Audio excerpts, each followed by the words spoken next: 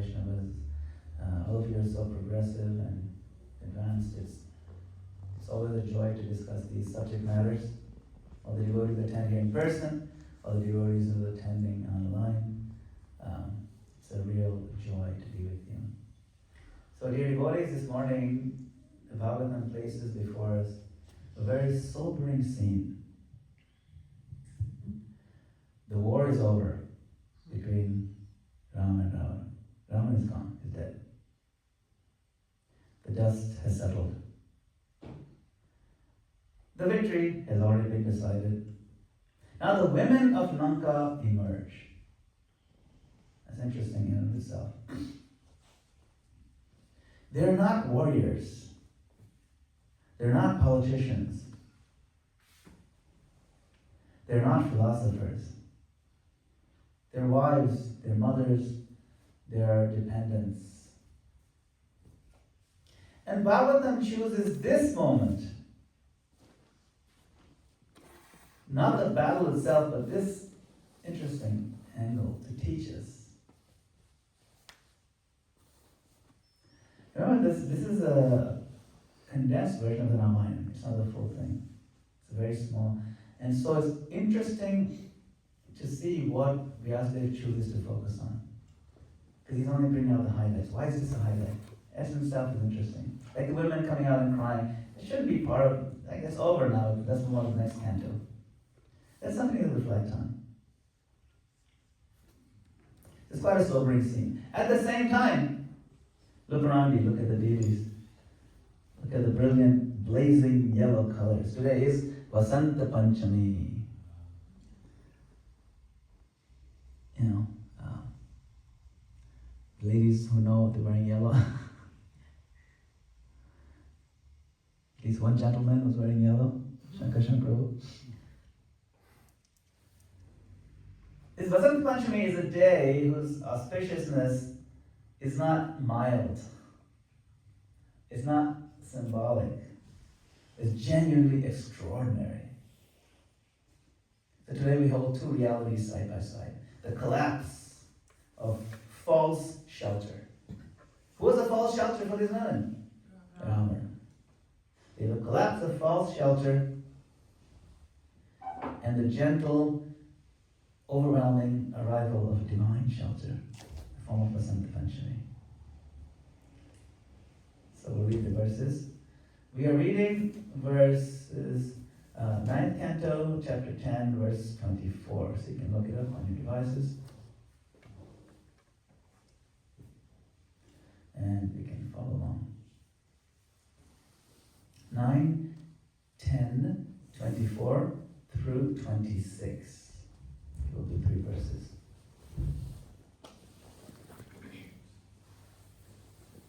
Tato nishkam, oh it's one word by word, sorry.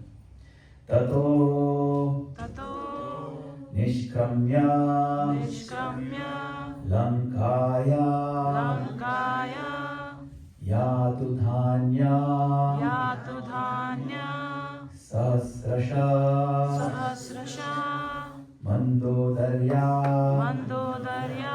samam tatra praryudantya upadravan tato nishkamya lankaya yatu dhanya sahasrasha mandodarya samam tatra prarudantya upadravan tato nishkamya lankaya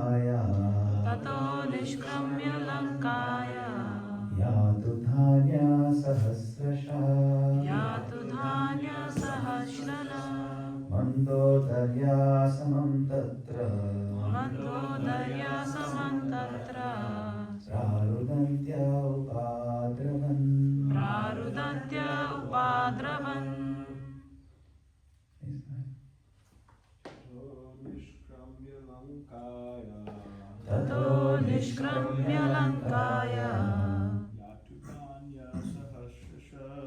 yatu dhanya sahasrasha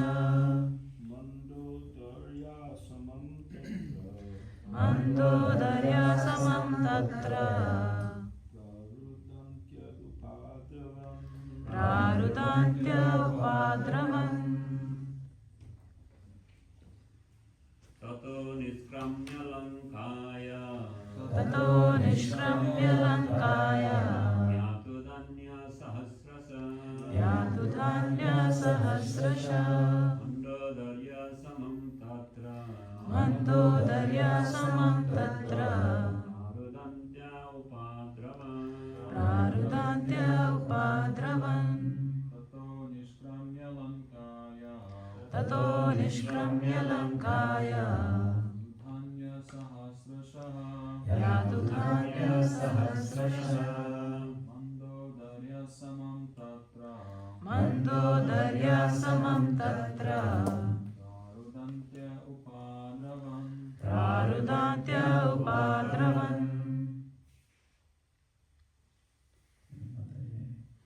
tato nishkramya lankaya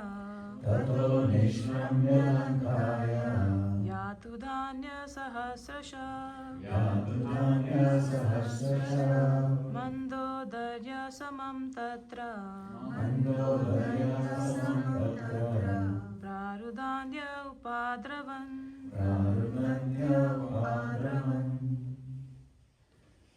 Tata, thereafter, Nishkamya, coming out, Lankaya, from Lanka, Yatudhanya, the wife of the Rakshasas, Sasrasha, by the thousands and thousands, Mandodarya, headed by Mandodari, the wife of Ravan, Samam, with, Tatra, there, Prarudantya, crying in lamentation, Upadravan, came near their dead husbands. Translations and purport by His Divine Grace, Isi Bhaktivedanta Swami Srila Prabhupada ki jai. Thereafter, all the women whose husbands had fallen in battle, headed by Mandodari, the wife of Ravana, came out of Lanka, continuously crying. They approached the dead bodies of Ravana and the other Rakshasas. So I'll read the next couple of verses. Just go through those. Swan swan vadun parishvajja lakshmaneshu viraditan rurudu susvaram dina yatva atmanam atmana. Striking their breasts in affliction because their husbands had been killed by the arrows of Lakshman, the women embraced their respective husbands and cried piteously in voices appealing to everyone. Ahatasma vayam nata loka ravana ravana kamyaya charanam lanka tadvihina parardita. O my Lord, O Master, you epitomize trouble for others, and therefore you are called Ravana. But now that you've been defeated, we are also defeated. For without you, the state of Lanka has been conquered by the enemy. To whom will it go for shelter? Sri Prabhupada's purport. Ravana's wife Mandodari and the other wives knew very well how cruel a person Ravana was. The very word Ravana means one who causes crime for others. Ravana continuously caused trouble for others. But when his sinful activities culminated in giving trouble to Sita Devi, he was killed by Lord Ramachandra. Purport ends here. Hare Krishna. Notice that that the Bhagavatam does not sensationalize. It simply lets the scene breathe. It just gives you kind of what's going on. Prabhupada's purport kind of follows in that same mood. See, Mandodari is standing at the center of this tragedy. She's actually one of the most well-known, you can say, chaste ladies of the time. She's actually known for her chastity. Really, she's intelligent, she was virtuous, and she warned Ravan repeatedly, don't do this, you're really asking for trouble. She actually warned him. So it's not like she was a doormat that she just listened or just be quiet. She actually warned Ravan. And yet when Ravan was killed by Lord Ramchandra, she collapses in grief. Why? She knew. She's saying, oh, you cause trouble, you troublesome troublemaker, and yet you're gone, I'm so sad. It's interesting. She knew very well what he's doing was wrong. Even while he was doing it, he was about to do it. After he did it, after he got killed, it was just wrong through and through. And yet she collapses in grief. Why? Because knowledge alone does not uproot our emotional dependence. When we're very deeply emotionally invested, theorizing, philosophizing is not enough. She tried. She had enough theory and philosophy and understanding to tell him don't do it, but she was still very deeply emotional, So this is one of Bhagavatam's most mature teachings. This is something when we look at Bhagavatam, we look at the nuances being brought out forward. Understand the background. Who's Mandodari? Why is she crying like this? Other women we can understand, but she is known to be knowledgeable. Mandodari cries, she says, without you, to whom will Lanka go to for shelter? That question is the real verse. Srila Prabhupada highlights something in his purport. It's very chilling. Ravan's name. He kind of zooms in on it, right? And he says, Ravan's very name means one who causes crying for others. The Bhagavatam in doing this demonstrates a law of symmetry. That which defines us outwardly eventually returns to us inwardly. If you continuously act in a certain way, eventually it comes back to us. We may think our inner life is different, but if it impacts our inner life. We can only separate inner and outer life for so long before they catch up with each other. Ravana, what did he do? He caused the crying of sages and good kings, pious families, and finally Sita Devi. He made her cry. And now the closest to him are crying because of him. This is not punishment, this is symmetry. This is things evening out.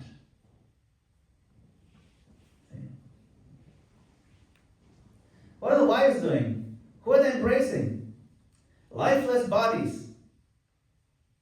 They're striking their breasts. Their voices are described as suswaram, sweet and touching. This is the word in this.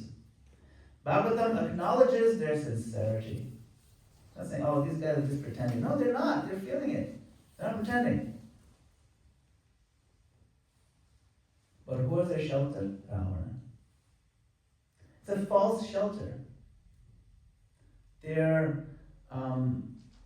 insecure right now, not knowing that the real shelter is about to come, that Lord Ram is going to provide their shelter. He's going to install Vibhishan, who's a true devotee of the Lord, and so on. They don't know that. They think, oh, where will Lanka go for shelter now? As if Ravan was a great shelter. So Bhagavatam acknowledges their sincerity,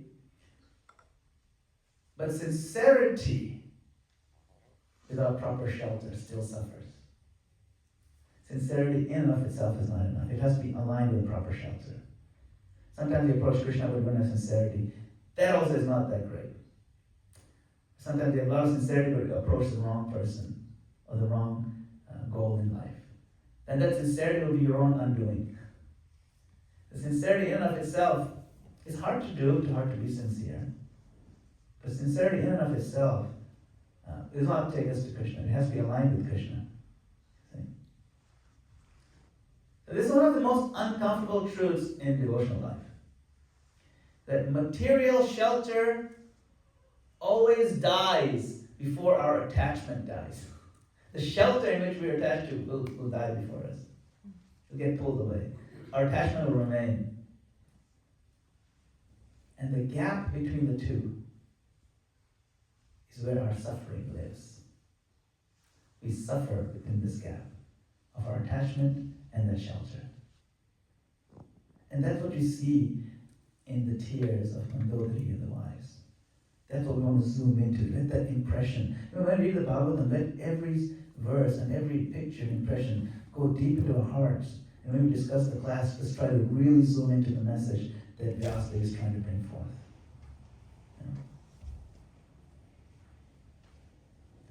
Now somehow, by the mercy of the Lord, this verse falls on Vasant Panchami. So that's the Lord being very brilliant.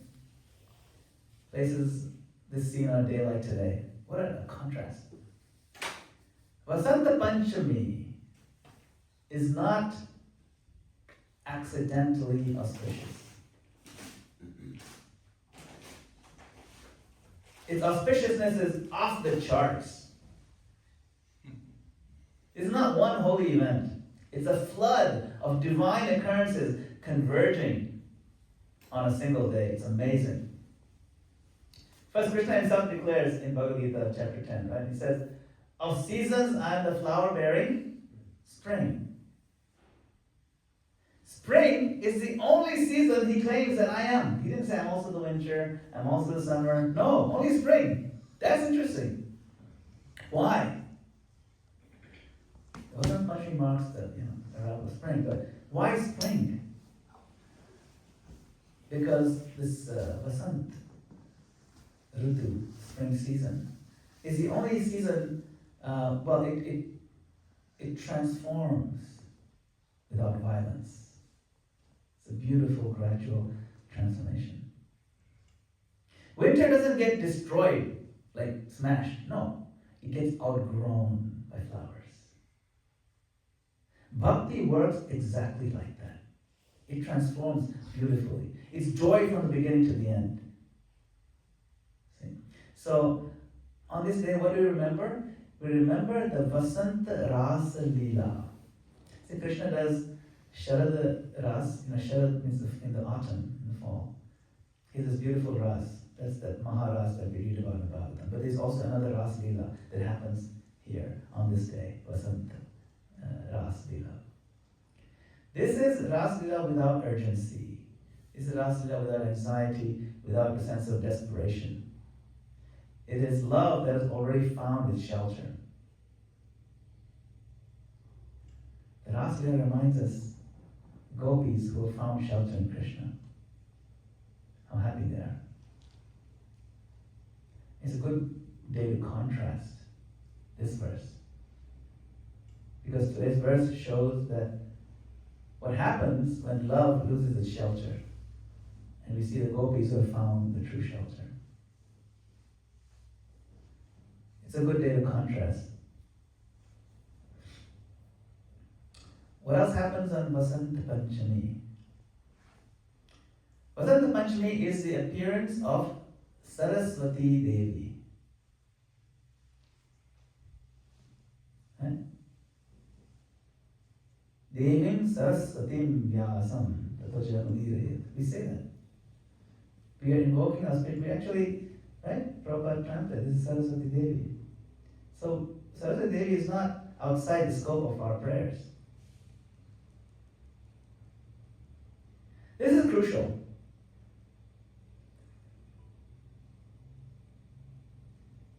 Ravana was learned. He was blessed by Saraswati Devi. He was cultured, believe it or not. He was intellectually brilliant. But intelligence without devotion becomes dangerous.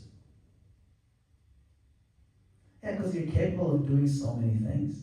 And if you have capability, you can build massively dangerous, destructive things, frameworks, ideas.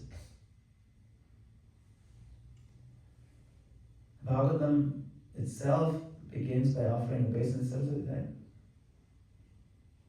Nashtaparashapatreshu Nityam Bhagavate Sevata Bhagavati Uttama Bhakti Bhavati Naishtiki. Then, Narayan Namaskrityam Narancheva Narottama Devim Sarasatim Vyasam Tatajan Udire.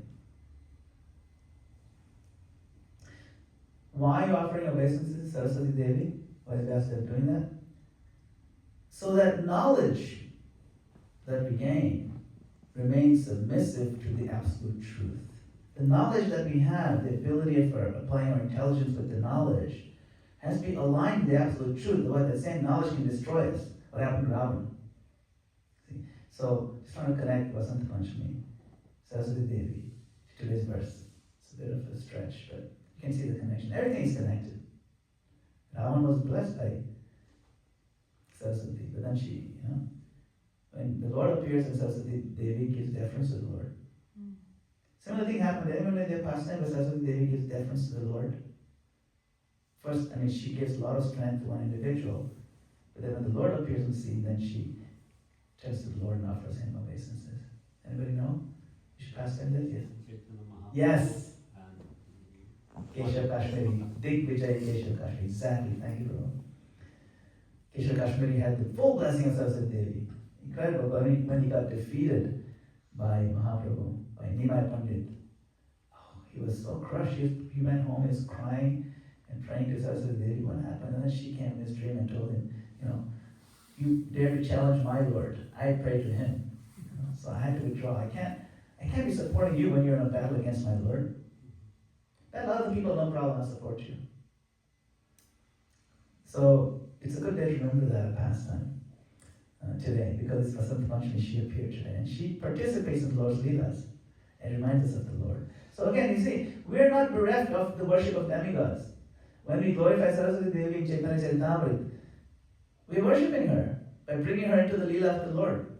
Worshipping demigods, honoring them, glorifying them, our devotees do it all the time, but in the proper context. And it pleases the Lord when we do it in that way. So Vyasdev also brings her into the picture. And Vyasdev again comes with Krishnadas Kaviraj and he brings her into the picture again. So, we should not think we're missing out on anything. Saraswati Devi is a big part of it, so we can appreciate her today on Vasanta Panchami. Today is also the appearance day of Vishnu Priya Devi. Vishnu Priya Devi, the wife of Lord Chaitanya Mahaprabhu. I want to come back to the theme of shelter. Her entire life teaches us the concept of quiet shelter. She performed so many austerities after the Lord left. No drama, no protest, no bitterness, just unwavering fidelity, loyalty to the Lord, faith in the Lord, and inner depth, unfathomable depth. Again, a contrast. She's the complete opposite of what's happening in Lanka right now, in this scene. Complete opposite. Full faith in the Lord. Even though the Lord has gone and left, she maintains a faith and strength. Vishnu Priya. It's her appearance day today, so amazing. Then it's also the day of Pundarik Vidyanidhi. Pundarik Vidyanidhi is an amazing devotee in Lord Chaitanya Mahaprabhu's Leela.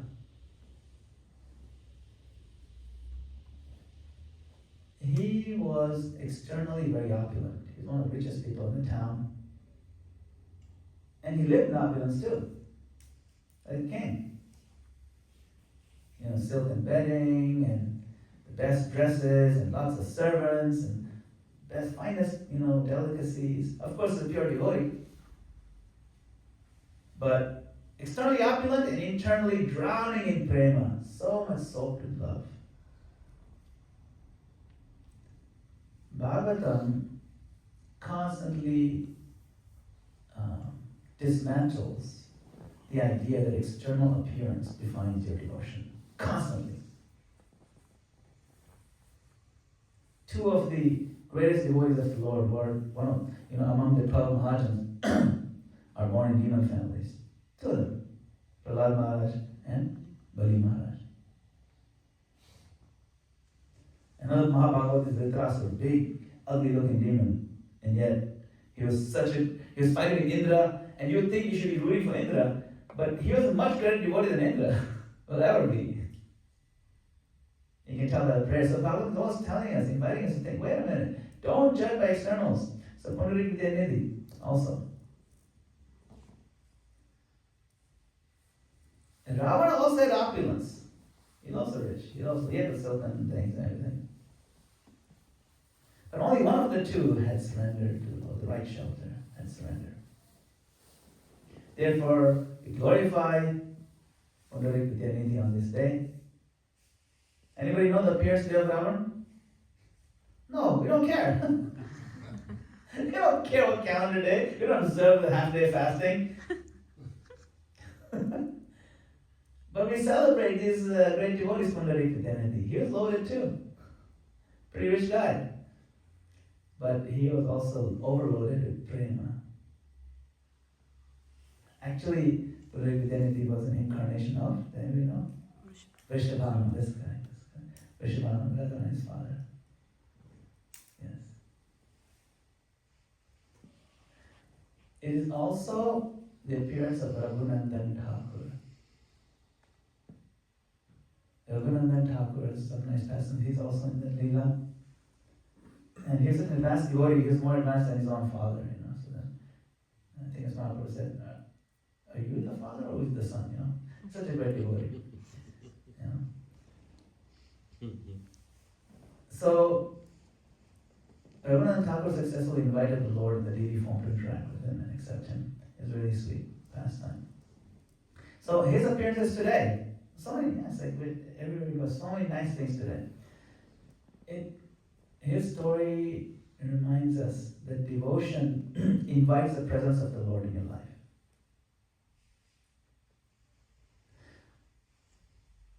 Some people say the deity is made of stone, and Prabhupada said if you see only stone, then that's all you will see.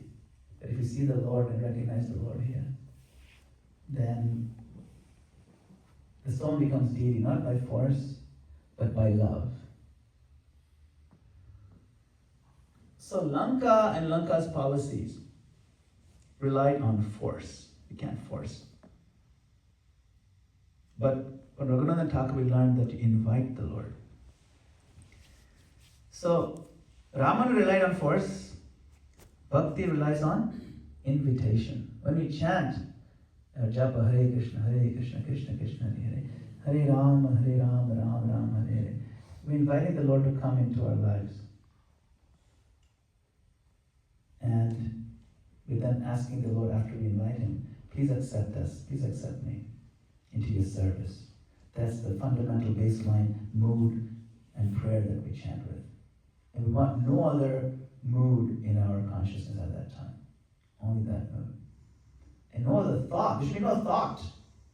You have a mood, prayerful mood, and no thought on the mind. The mind should be fully occupied in hearing the sound. And that is the system in Mahaprabhu taught. In fact, tomorrow we'll spend 6 hours trying to just work on that one thing. So, Bhakti relies on invitation, not force. But learn how to invite the Lord. Learn the gestures. It's not just the gestures. It's a gesture in our heart.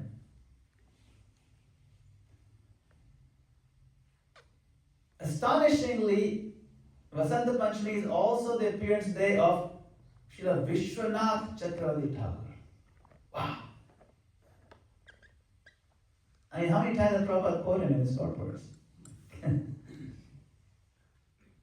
Great Acharya line. He's the Acharya who clarified shelter. He defined dependence, how to be dependent on the Lord. And he systematized Raganuga Bhakti. Like approach something that's spontaneous in a systematic way. He actually broke it down that you can actually do it. Vishantari Thakur wrote that. Do you know, anyone know the name of the book that he wrote that makes the systematic progress? Madhuri Kadambini. Yeah. That's the one, right? That's the one. He really gets into the various steps of moving upwards and make it systematic so you end up with Raganuga Prem Bhakti. Where you start with where you are at, it's possible. He's Acharya who defines shelter, dependence, and emotional truth in bhakti. So it's almost impossible to imagine a more perfect alignment with today's verses about shelter, about dependence. Dependence on the right person. So today, very deliberately, Srimad Bhagavatam places two realities before us. Well, Bhagavatam we have, it's not as a philosophy or an abstract category, but as lived experiences. On one side you see Lanka, dramatic collapse. I mean, that was a massive kingdom with its influence everywhere. And Mandodari was the empress, and she had thousands at her command, and collapsed. You can just picture her. Loud grief, crying, screaming, lost shelter. On this side, Vasanta, gentle growth, quiet renewal, yellow flowers sprouting everywhere, and true shelter of the Lord. Bhagavatam is not asking us which of these do we prefer today. The Lord is asking us, which one are we currently cultivating? Am I currently subtly cultivating investments in a future of false shelter? Am I investing my emotions today in the wrong thing, the wrong goals? What are the traces of selfishness in my plans for the future? Where is my sense of dependence toward the Lord today and in the future? What am I cultivating? What seeds am I planting? That's what the Lord is asking us today. See? So what seeds we plant now will determine what comes out when they grow the flowers. So look at Lanka. Lanka did not fall suddenly, but it fell inevitably. It was going to fall. It was built on brilliance, power, wealth, culture, learning. From the outside, it looked bulletproof, indestructible. But Lanka collapsed not because it lacked strength, or strategy, or resources, but because it lacked alignment. And when the collapse came, it was loud, crying, wailing, striking the chest, clinging to what's already dead, the dead bodies embracing them. This is how mature shelter always ends. Not quietly, not gracefully, painfully and emotionally explosively. Inevitable. These balloons do pop if you invest in them emotionally.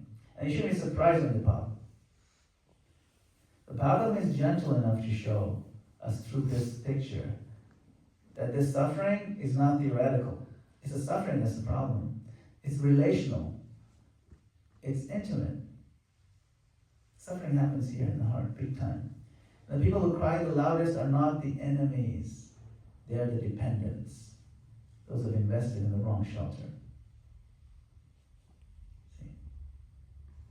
Now Bhagavatam pivots away. We pivot away from the Bhagavatam, and the Lord has announced us today this Vasanta.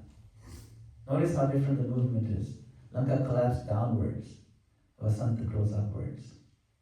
Lanka ends in noise. Vasanta begins in silent blooming. No one hears spring arrive. There's no announcement. One day you simply notice something's alive again. Oh. That's why Krishna identifies with the spring. He says, I'm that spring. Spring doesn't fight winter. It doesn't criticize winter. It doesn't argue with winter.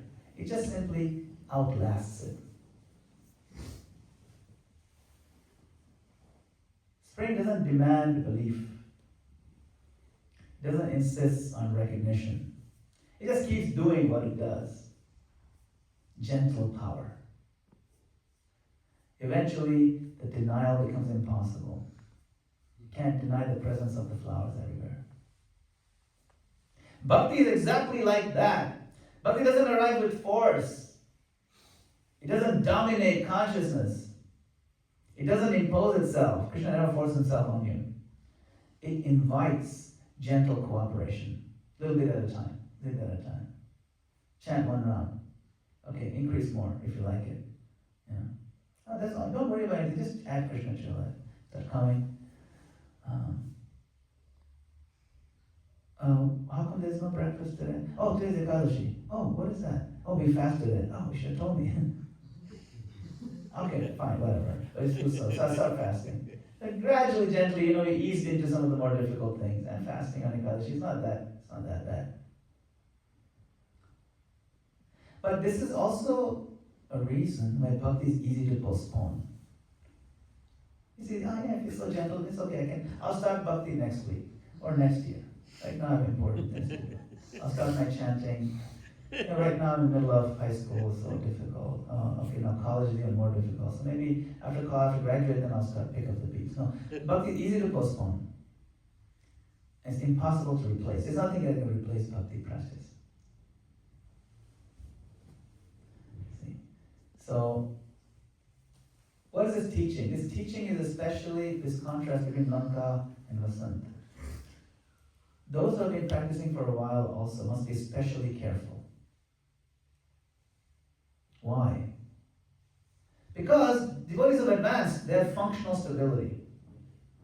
In life works, you have a routine, sadhana exists, solid, responsibilities are managed nicely, which then makes it easy to postpone the inner work. See? Lanka did not look unstable until it was already too late. The Vasanta Rutu, the spring season, by contrast, doesn't wait for crisis. It begins before necessity forces it. It just works on time.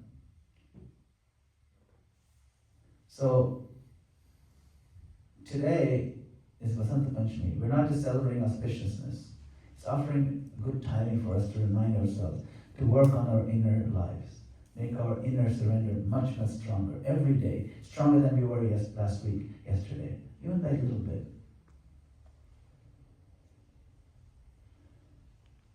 So bhakti does not demand, it invites. Krishna invites. Krishna doesn't force. He's actually taken a vow not to force us. If he forces us, then there won't be freedom anymore. Our love will be at gunpoint. So he doesn't force us. He invites all the time.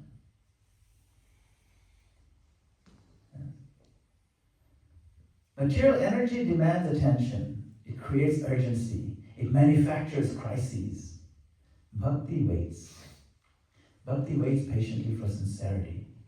All these so-called crises, they're ultimately inconsequential to the soul. And Bhakti invites us to step out of that whirlwind. We don't even belong here. Why are we still getting worked up and caught up by it? It doesn't create that sense of crazy, desperate urgency like this, enter into another whirlwind. But there's a quiet urgency that's required. The urgency to crank up our sincerity. To be a little bit more humble, for a sense of building our willingness to be more like Krishna wants us to be. And when bhakti comes in our lives, like really establishes itself, it comes gently, but it stays, it's deep-rooted. That's the difference. It's the difference between the material paradigm and the bhakti paradigm. So when we hear these verses today, Bhagavatam is not pointing at Ravana, it's pointing inward. It's asking us, very softly, is your bhakti growing like spring, or is it becoming, are you building a facade like Lanka, with inevitability of falling? Spring doesn't argue, it simply arrives. Bhakti doesn't demand, it invites.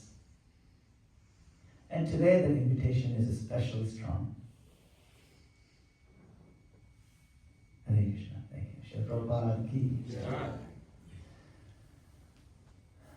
Okay. Oh, it's 8:30 already. Okay. Are we out of time? You have till quarter after. Oh, okay. Or quarter till. Okay, great, sure. If anybody has any comments or questions? Yes, Vijayamani Prabhu. Hi, Krishna. Hare Thank you, Madana-gopāla, for a wonderful lecture. Well, like you said about shelter, dying, and attachment stays, and that gap is suffering. But in our example, isn't it the same? That we also have experience of that suffering, but of course with a proper shelter. And it's in an example of Lord Ramachandra as well, as we read earlier. Okay, say that again. I didn't quite catch exactly what you're saying about the gap. Right, the gap is called a gap between attachment. Yes, attachment and shelter. Shelter dies, but the attachment stays. Yes, right. Because when you're attached to the material, usually the material shelter that we invested in dies before our attachment is gone. And so when that disappears, or somehow it's gone from our hands, then we really, really suffer. Right? And so then your question was, isn't that the same as? Isn't that the same that we experience that as well? Because our shelter. We meaning? Devotees. Devotees who are practicing. Because Krishna can come and go in, maybe it's a little esoteric, but with the example of the gopis, for example. Yeah. Comes and goes. So. Yes, it's a good question. Good question. Krishna may be here and present before us, and we feel his presence, or we don't feel it. Like the gopis were in so much misery when Krishna disappeared from the Rasa dance. It's a very good question. So, the real issue, the real pain, is being something we are not. It is not when Krishna comes and goes. We learn about this in Chaitanya Mahaprabhu Shikshashtakam. He said, I don't care if you crush me by embrace or you crush my heart by not being present before me. That's not important for me. You're my Lord, right? Isn't it? The gopis also. Prabhupada explains that the materialists don't know that crying is a great pleasure. Crying in separation from Krishna is a great pleasure. How can crying in separation be pleasure? Because when Krishna is being remembered and we're calling on to Krishna, whether Krishna is physically present and you feel his full presence, or you feel his absence and that's an intense feeling, vipralamba. Both of those are considered embankments of the same river. So when you're at the embankment of the river, you have access to the spirituality. In fact, one story with Radharani is literally just holding hands with Krishna, literally like inches away from his face. And then she gets into this mindset, oh, Krishna disappears, he's right there. But she feels he's very far away and she cries, Krishna, where are you? She's screaming. Why is that? Because she's now decided, even when Krishna is here, I'm going to enjoy, dive into the roaring embankment of separation. Because that is also very, very uplifting. Chaitanya Mahaprabhu experiences that. The contrast is here in material life and spiritual life. This is something for us to reflect on. In material life, there is satiation, but there is no satisfaction. What do I mean by that? Satiation means, oh, my stomach is full, but I still didn't. It's like eating junk food, where you didn't get any nutrients. The stomach is full, there's no place for anything else, but body's still craving, you don't feel satisfied, you feel very dissatisfied. Imagine you ate a bunch of styrofoam apples. You feel the stomach, but that's what material life is. You're satiated in the sense that you can't stuff anymore, but there's just no satisfaction. That's our experience, and that's how the scriptures describe it. In spiritual life, it's the opposite. There's satisfaction from day one, but there's no satiation. You go on drinking the nectar. Go on drinking. The river is available to you anytime. Dive into it, drink. No matter how much you drink, you'll never be full. But you feel a sense of an undercurrent of satisfaction because now you are where you belong. And every aspect of it, whether it's separation from the Lord, whether it's dancing with the Lord, whether it's service and remembrance, whether it's just any kind of interaction, any thought of the Lord, is just filling you with incredible ananda, joy. And the highest ananda is available in Vrindavan, the most intimate, Ananda Vrindavan. You know? This is why, because Krishna offers the most intimacy. And that's, like you said, the contrast. Interestingly, in this ninth canto, we see that scene of Lord Ram crying out for Sita. Misery. Utterly miserable. And, even though it's a condensed version of Ramayana, Vyasa spends quite a few verses just on that scene. Like, why would you waste so many verses on this one scene? I get it, he's sad. He goes and talks to creepers, why? To show that love. The sense of separation, that the Lord kind of, you say, quote unquote, enjoys. How can you enjoy this in the form of enjoyment? But also giving a lesson, teaching a lesson. This is what happens to materialists when you're very attached, and inevitably you're separated. Multiple lessons, acharyas comment on this. So the bottom line is that, yes, it looks comparable. When the gopis are crying, when Chaitanya Mahaprabhu is crying, it looks like he's miserable, and he's having fits of intense emotion, but it's not misery. It's an undercurrent of satisfaction with no possibility of satiation, and that's who we actually are at our core. We want that. We want to be able to go on eating and not have a full stomach. That's what spiritual life offers us. And we want availability of non-stop enjoyment from within. In Bhagavad Gita, Yehi sansparshida bhoga dukkha yonayati. The verse where, the contact with the senses, with the sense objects, are the mother of misery. Dukkha yona. Yoni means mother, or the womb. Why? Because they have beginning and end. And a smart person, buddha, an intelligent person, a wise person, does not indulge in those kind of pleasures. Where does he get this pleasure from? They're within. If it's within, there's no beginning and end. What do you mean there's no beginning and end? There's no beginning and end means it's always available to you anytime. That stream. And those are smart, immerse themselves in the stream 24/7. Stream of remembrance. And we can do that too by making every single thing we do connected with remembrance of Krishna. And that's how we can be 24/7 satisfied and happy. So that's just a contrast. I hope that sort of answers the question. Thank you. Vijay Prabhu, nice question. Hare Krishna. Yes. Hare Krishna. You gave a wonderful lecture on faith last night, and I was thinking about it today in the context of the two different sides. You have Ravana and all his followers, and Lord Ram and all his followers, and that have found shelter under each. And obviously, the Ravana ended in demise, right? He was killed. So and then Lord Ram was victorious. So as far as the people, the devotees on the side of Ram, they're on the way to the red door. The people that followed Ravana, obviously, their landmark is gone. So do you want to talk a little bit about faith on, in the context of those two juxtapositions? Yes, thank you. Yeah, last night we had a discussion on this concept of Shraddha, or faith, in the Krishna Lounge. So what we were exploring was that faith is required in any pursuit of any field of knowledge.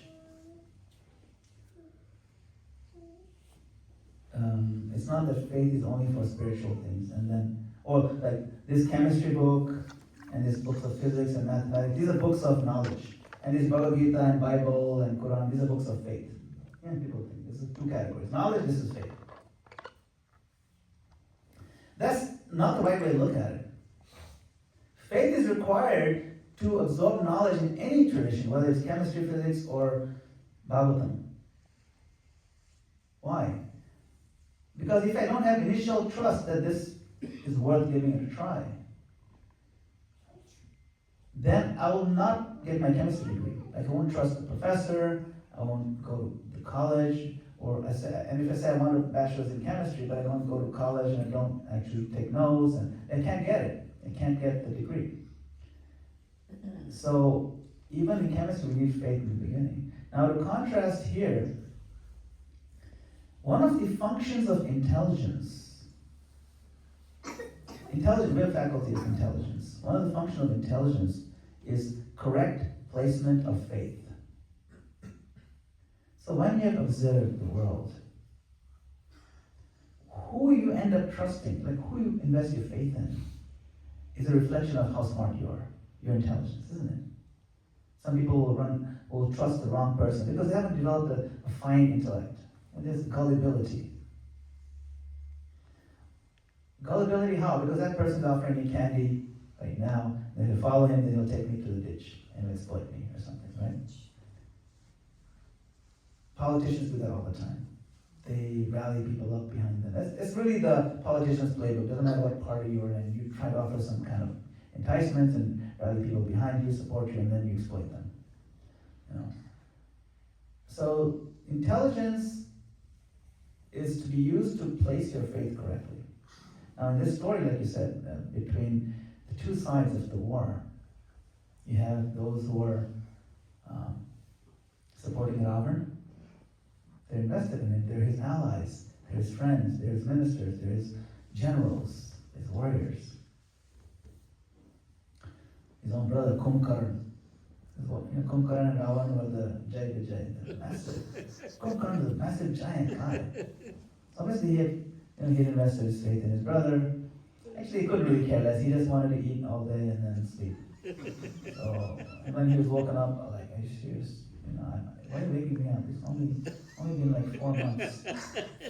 Like you wake up somebody and like, well, wake me up, man. It's only like 2 in the afternoon. You know? So Kumbhakarna was like that, but he had faith in his brother. At least he supported him. But all these people had faith in Ravana. And of course, on Lord Ram's side, those who had faith in him were the ones you least expect. Who are his allies? Bears and monkeys and squirrels? That's the army? An army of monkeys. Yeah. How is that? But these monkeys are special souls. They place their faith in the Lord. Of course, Hanumanji, the greatest devotee of Lord Ram, placed their faith. Now, interestingly, it is very possible for someone on the materialistic side to wake up and like, oh, this is not the right place to place my faith. And to leave that camp and to join Lord Ram's camp. The classic example is Vibhishan. Ravana's other brother, who was also a great devotee of Lord Ram. Even though he's supposed to be on Ravana's side, he joined Lord Ram's side. And sometimes we may not even recognize some people. And that's what happened. When Vibhishan was flying in to meet Ram for the first time, and battle was about to be, Ram was still on this side of the ocean. Then Lord Ram's friends and supporters, Hanumanji and others, like, oh my God, the demons are coming. Looks like they want to kill us. Let's attack them. They shouldn't be doing this. We should kill them right away. Lord Ram said, no, look, they're not having any weapons. Yeah, but they're flying. Like, that's freaky in and of itself. I said, no, let's give it a chance. Give it a shot. So Vibhishan came and he bowed down to the Lord. And Hanuman said, no, you should not trust these guys. And Lord Ram said, Satkrideva Prapanno, yes, Yavan Yashchasmi. It's a very beautiful verse from Ramayana that is quoted in Chaitanya Charitamrita. And Lord Ram gives assurance to the monkeys and everybody else. He says, Sakrideva Prapanno, yes. That if one, even once, even non-committally, says, my Lord, I am yours. From that point onwards, I give him abhaya. Abhaya means fearlessness. A word in fearlessness. freedom from all insecurities. That is, and this is my Dhrida Vrata, this is my strong vow, promise. And so if they're coming and taking shelter, even once, not like, I don't need them to do it continuously, just once, Sakradeva. Any of that may not be fully committal, I will award them this. So, just want to come back to your question, that when the correct placement, like you see Vibhishan placed the faith, replaced it, removed it. Actually, he's always been a devotee of the Lord from the beginning. He didn't have to move his faith. But you see, he changed sides.